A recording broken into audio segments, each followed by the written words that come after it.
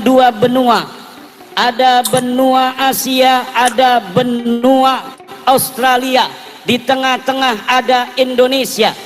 Ada ideologi politik liberal, ada ideologi politik komunis, di tengah-tengah ada Indonesia dengan 17.000 pulau, dengan 700 suku bangsa, 1.400 bahasa, dengan berbagai macam kebudayaan, seni, tradisi yang ada di Negara Kesatuan Republik Indonesia ini. Akhirnya Indonesia bersatu, menyatakan, bersumpah bahwa satu bangsa,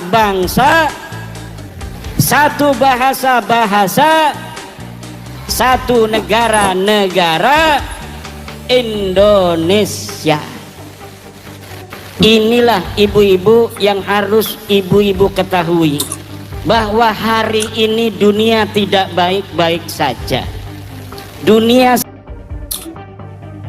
itulah apa yang disampaikan oleh Kiai Haji Madzuddin Usman Al-Bantani. Ini acara malam hari ini ya, pelantikan perjuangan Wali Songo Indonesia Laskar Sabilillah. Ini bareng dengan para kiai ulama Jawa Barat, bareng bersama Gus Abbas Butet juga, Kiai Iman. Ini kita harus tahu kan, bahwa Negara Kesatuan Republik Indonesia adalah tanah tumpah darah kita, negeri kita, negeri yang diwariskan oleh para leluhur kita untuk selalu kita jaga. Dari segi apapun, kita harus membahu bekerjasama dengan aparat kita dalam rangka menjaga negara yang kita cintai ini. Karena ini adalah amanah yang diwariskan oleh leluhur-leluhur kita. Kita bisa membayangkan seumpama kita dalam keadaan seperti leluhur kita, melepaskan dari cengkraman kolonial Belanda, menyabung nyawa untuk memerdekakan kita. Kita tinggal menjaganya, merawatnya, mengisinya dengan sesuatu yang bermanfaat, kan tentunya seperti itu. Termasuk dalam rangka meluruskan sejarah yang dibelok-belokkan oleh Khabib Dobolowi. Karena sejarah bangsa dan bernegara kita adalah pegangan kita semua, yang akan kita wariskan kepada anak cucu kita. Kalau kita diam saja, berada di zona nyaman, karena takut kualat atau takut tidak mendapatkan syafaat atau takut macam-macam lah, maka kita akan khianat terhadap amanah yang dianugerahkan, diberikan leluhur kita kepada kita, yang dianugerahkan Tuhan kepada kita. Kita harus bangkit, saudara-saudaraku.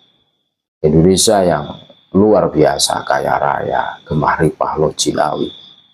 Ibarat kita tidak kerja saja, kita tetap makan di sini. Berbeda dengan berada di luar negeri. Iklim kita tropis. Makanya asas tunggal kita Pancasila ini harus betul-betul kita jaga. Jangan sampai dengan produk-produk gagal yang dibawa ke Nusantara terus kita meliriknya, terus membelinya. Apa itu?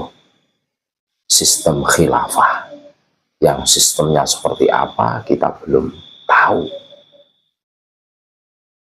Ya daripada mengadopsi sesuatu yang belum jelas, kita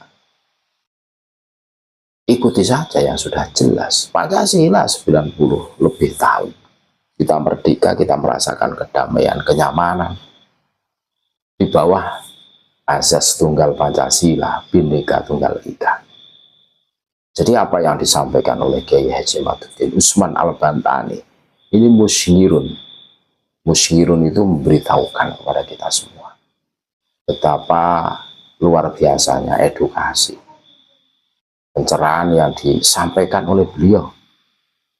Akan tetapi kita semua tahu bagaimana Khabib Topolowi bikin narasi, bikin framing seakan-akan bahwa Kiai Imad itu adalah pemecah belah umat, pemecah belah bangsa, pemecah belah antara Kiai dan Gabaib. Ini kan memutarbalikkan fakta, saudara-saudaraku. Justru kalau kita cermati dengan seksama, keberadaan Kiai Haji Imaduddin Usman Al-Bantani dengan tesisnya ini sungguh mencerdaskan, mencerahkan umat, sehingga umat yang tadinya remuk kukruk karena tiap hari didatangi Khabib Topolowi akhirnya tersadarkan, tercerahkan. Itu yang tadinya sepot jantung melihat kelebatan Khabib karena mbok mampir di rumahnya, akhirnya bisa bernapas lega hari ini. Ini suatu hikmah, suatu keutamaan yang kita bisa rasakan. Apakah pantas orang yang sungguh memberikan kemanfaatan, kemaslahatan terus diputar balikkan menjadi pemecah belah? Ini kalau tidak pola pikirnya Khabib Topolowi yang seharusnya otak itu di kepala, taruh di dengkul. Makanya pola pikirnya kebulak dan kebalik. Dan kami berbicara tentang realita fakta loh. Cobalah kita cermati, kita telusuri bagaimana perilaku mereka. Berani-beraninya mengaku cucu Nabi kalau tidak bisa mengimbangi perilaku kesehariannya sesuai dengan standar sebagai cucu Nabi. Mereka awur-awuran, mereka ngawur-ngawuran tanpa berpikir bahwa kami adalah cucu Nabi. Ini jelas, ini suatu pelanggaran. Ini menjadikan konsep sehingga terjadilah polemik nasab, diskursus nasab yang membuat mereka hari ini cuma terdiam, terpaku, merenungi nasib akan kehancuran mereka. Kalau nasab mereka itu sikoh, terus ya sokeh, bisa dipertanggungjawabkan secara ilmiah, saintifik, filologi, genetika, insya Allah tidak akan terjadi seperti ini. Mereka hanya pintar mengaku-ngaku saja tanpa pintar membuktikan. Kalau modelnya seperti itu, semua orang pun bisa berlomba-lomba mengaku cucu Nabi. Hidung pesek itu bisa bisa dioperasi, bisa diganti dengan yang mancung, kan itu. Bahasa yang bisa dirubah menjadi tafadul, ana, antum, ente, khair, semua orang bisa. Jadi jelas kan? Makanya orang-orang yang mengatakan Kiai Imad itu pemecah belah umat itu adalah fitnah dan itu sangat berbahaya untuk mereka karena ada pertanggungan jawab besok di Yaumil Hisab, itu seperti itu. Itulah pemaparan pencerahan dari Kiai Haji Imaduddin Usman Al-Bantani.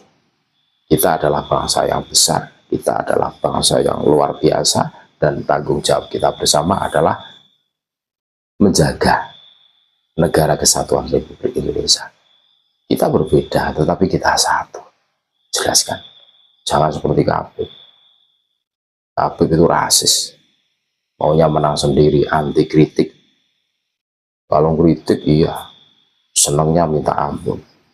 Tapi kalau dikritik sedikit aja, persekusi. Ini fakta, saudara-saudara. Terima kasih, tetap NKRI harga mati Nusantara milik kita. Assalamualaikum warahmatullahi wabarakatuh.